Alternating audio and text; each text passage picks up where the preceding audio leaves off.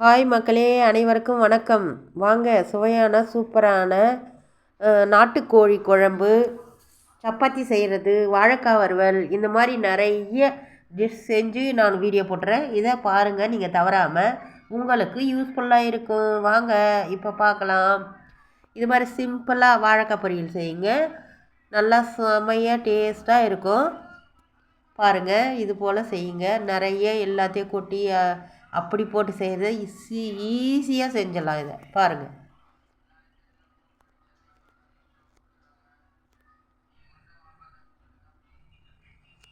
இது போல் தான் செய்யணும் வாழைக்காய் பொரியல்.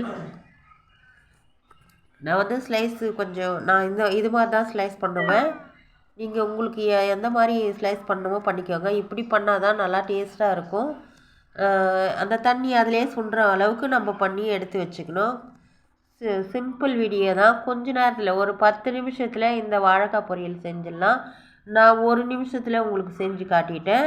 இது போல் செய்யுங்க. செம்ம டேஸ்ட்டாக வாசனையாக இருக்கும். இஞ்சி அந்த பூண்டெல்லாம் எண்ணெயில் போடுறதுனால அவ்வளோ டேஸ்ட்டாக இருக்கும். சப்பாத்தி செஞ்சேன் காலையில்.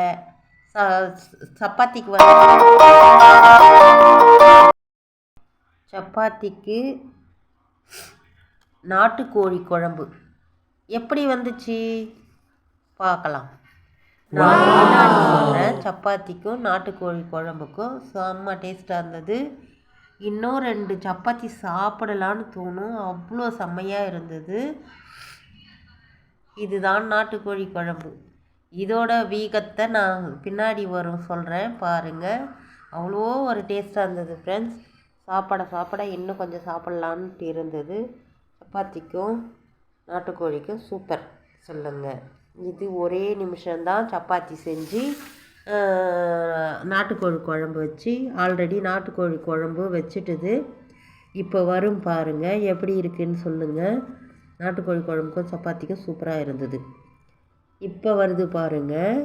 இதுதான் நாட்டுக்கோழி. இது எப்படி வந்துச்சு சொல்லுங்கள். நான் கோயிலுக்கு போனேன். என்னோடய குலதெய்வ கோயிலுக்கு போயிட்டு வந்தேன். நான் இதை செஞ்சு உங்களுக்கு இதெல்லாம் வாங்கினேன்னு தான் ப்ராப்பராக நான் போடலை. இதெல்லாம் வெங்காய தக்காளியெல்லாம் போட்டு வதக்கிட்டேன். இஞ்சி பூண்டெல்லாம் போட்டு வதக்கிட்டு மஞ்சத்தூள், மிளகாத்தூள், உப்பு எல்லாமே போட்டு இதில் கலந்து விட்டுட்டேன். சிக்கன் மசால் கொஞ்சம் போட்டேன். இவ்வளோதான். தேவையான எல்லாமே போட்டு கலந்து விட்டுட்டேன். நமக்கு தேவையான அளவு தண்ணி வச்சு கலந்துக்க வேண்டியது தான். இது எப்படின்னா, நேற்று பெரிய சேவல் ஃப்ரெண்ட்ஸ், ஒரு 2.5 கிலோ சேவல் கோயிலுக்கு, எங்களோட குலதெய்வம் கோயிலுக்கு போகணும். அந்த கோயிலுக்கு போயிட்டு அந்த கோழி அறுத்து பூஜை பண்ணிவிட்டு எல்லாம் முடிச்சுட்டு வந்தோம் ஃப்ரெண்ட்ஸ். எங்கள் குலதெய்வ கோயிலுக்கு கோயில் வீடியோ போடுறேன் பாருங்கள், உங்களுக்கு ரொம்ப யூஸாக இருக்கும். அந்த கோவிலில் கும்பாபிஷேகம் பண்ணுறாங்க. அதை நீங்கள் பாருங்கள். பார்த்தீங்கன்னா உங்களுக்கே புரியும். ரொம்ப நல்ல விமர்சையாக செய்கிறாங்க அந்த கோயிலை. நீங்கள் பாருங்கள் தவறாமல். எங்களோடது எந்த சாமின்னா குலதெய்வம் வாழைப்பந்தல் குலதெய்வம். இப்போ பாருங்கள், இது மாதிரி இப்போது நான் இதெல்லாம் ஒரு மூடி தேங்காவை பூண்டு 2 பூண்டு வச்சு அரைச்சி தனியாக வச்சுட்டேன். இப்போ மசாலாலாம் போட்டு ஆல்ரெடி தாளிச்சிட்டேன் இல்லைங்களா. இப்போது இந்த தேங்காவை ஊற்றி இறக்கிட வேண்டியது தான். இவ்வளோ தான் ஃப்ரெண்ட்ஸ். எல்லாமே முடிச்சுட்டேன். உங்களுக்கு இப்போ ஃபுல்லாக தான் சொல்கிறேன், நிறைய முறை போட்டுட்டு இருக்கேன். அதனால் நாட்டுக்கோழி சிம்பிளாக செய்யும்போது காட்டலாம் மக்களுக்குன்னு சொல்லிட்டு காட்டினேன். எல்லாமே முடிச்சாச்சு ஃப்ரெண்ட்ஸ்.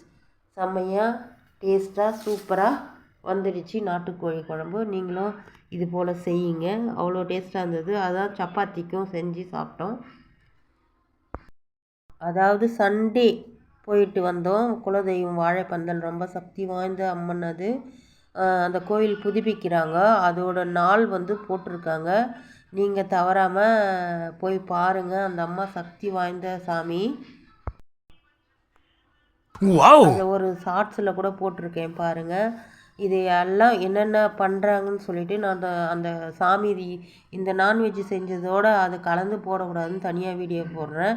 வீடியோ பிடிச்சா லைக் பண்ணுங்கள், ஷேர் பண்ணுங்கள், சப்ஸ்கிரைப் பண்ணுங்கள் ஃப்ரெண்ட்ஸ்.